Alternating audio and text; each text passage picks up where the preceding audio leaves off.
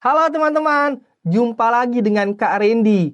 Pada kesempatan kali ini, kita akan membahas pencapaian pada masa Orde Baru.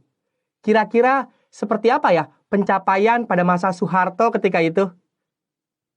Sekarang kita bahas dulu program yang pertama yang diadakan ketika masa Soeharto.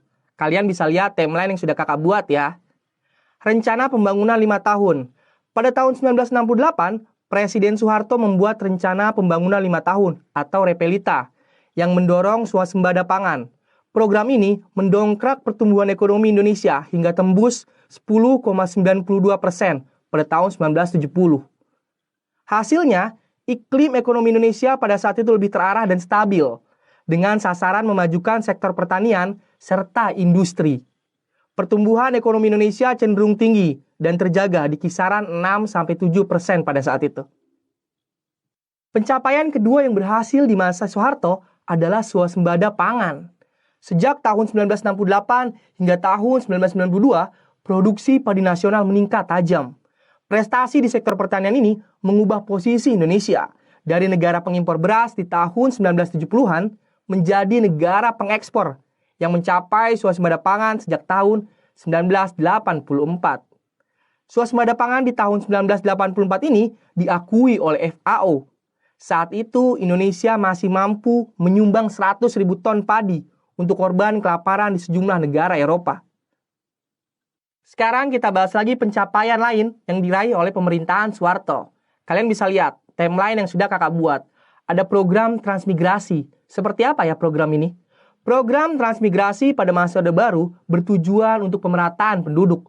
Dalam perkembangannya, tujuan program transmigrasi berkembang untuk meningkatkan produksi pangan serta komoditas ekspor. Transmigrasi juga dianggap sebagai ujung tombak bagi terwujudnya swasembada pangan, khususnya bagi produksi beras.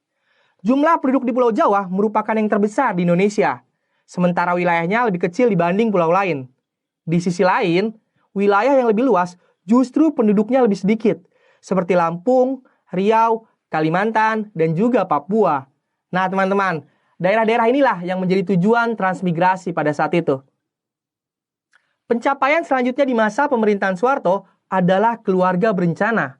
Program keluarga berencana juga menjadi salah satu pencapaian pada masa Orde Baru. Presiden Soeharto beranggapan bahwa kenaikan produksi pangan yang besar tidak akan berarti apabila jumlah penduduk tidak terkendali. Makanya diselenggarakan keluarga berencana untuk mengendalikan jumlah penduduk pada saat itu.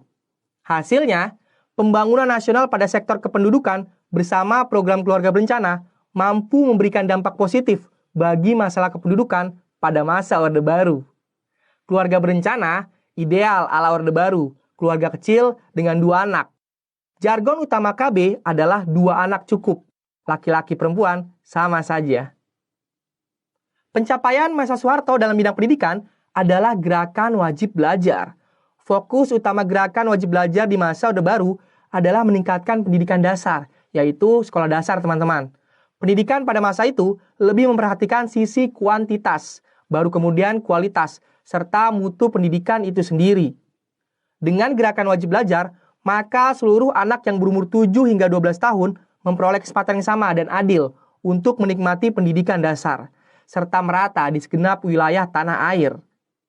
Banyaknya sekolah-sekolah dasar yang dibangun pada masa Orde Baru telah memberikan kesempatan yang sangat luas pada masyarakat untuk menikmati pendidikan yang sama.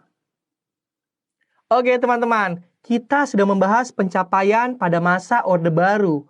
Nah, kakak punya pertanyaan penting nih untuk kalian. Menurut kalian gimana nih tentang program-program yang sudah kita bahas?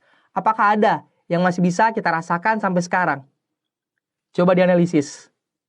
Oke, selain melakukan pencapaian-pencapaian yang luar biasa, Orde Baru juga memiliki kelemahan dan juga penyimpangan. Seperti apa ya kelemahan dan penyimpangan di masa Orde Baru? Kakak tunggu di video selanjutnya ya. Sampai jumpa!